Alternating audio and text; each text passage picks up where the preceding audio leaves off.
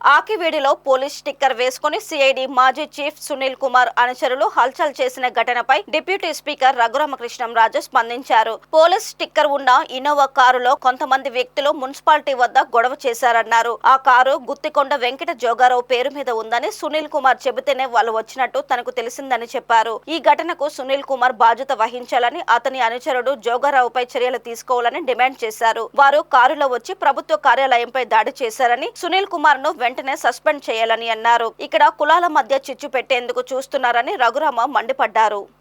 మరి నిన్న సాయంత్రం ఒక ఇన్నోవా కారులో, కార్ నెంబర్ ఉందా, కార్ నెంబర్ కూడా చెప్తాను వన్ సెకండ్. ఇన్నోవా కారులో పోలీస్ అని ఒక స్టిక్కర్ వేసుకొని, మీరు కొంచెం ఫోకస్ చేయగలిగితే పోలీస్ అని ఉంది పైన, AP09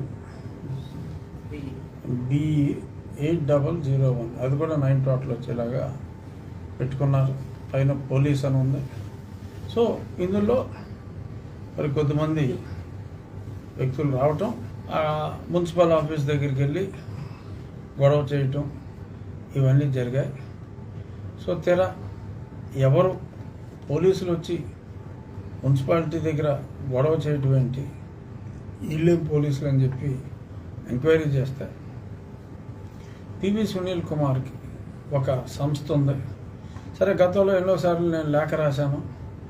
మరి ఎందుకనో అతను ఇలా పబ్లిక్గా సర్వీస్ రూల్స్ని ఓపెన్గా వైలేట్ చేసి విచ్చలవిడిగా సర్వీస్ రూల్స్ అన్ని వైలేట్ చేస్తే మరి తోటి ఐపీఎస్ ఆఫీసర్లు నివ్వెరిపోయేలాగా మరి ఇతను ఒక సంఘ సంస్కర్తలాగా బాబాసాహెబ్ అంబేద్కర్ గారి ఫోటో పక్కన ఇతడు ఫోటో వేసుకుని మరి చాలా స్పీచ్లు ఇస్తున్నాడు, మతాల మధ్య చిచ్చు పెడుతున్నాడు.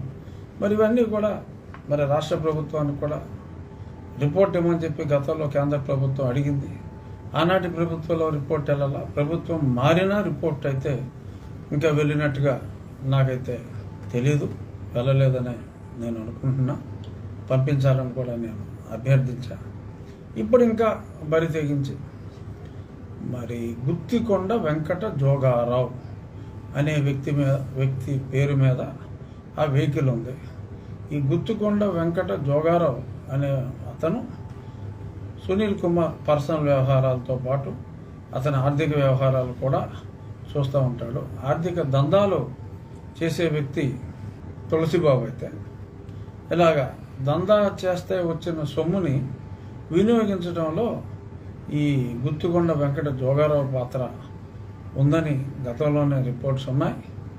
పివి సునీల్ కుమార్ దగ్గర సీసీగా పనిచేసిన వ్యక్తి వీళ్ళకి ఫోన్ చేసి, మా సునీల్ కుమార్ గారి సీసీ గారు ఫోన్ చేసి అక్కడికి వెళ్ళి గొడవ చేయమని చెప్తే మేము ఈ కారు వేసుకొచ్చి ఇక్కడ గొడవ చేయడానికి వచ్చామని వాళ్ళే చెప్పినట్టుగా నేను తెలుసుకున్నాను. సో ఇది ఖచ్చితంగా పివి సునీల్ కుమార్ పని. ఇంత విచ్చలవిడిగా మరి పోలీస్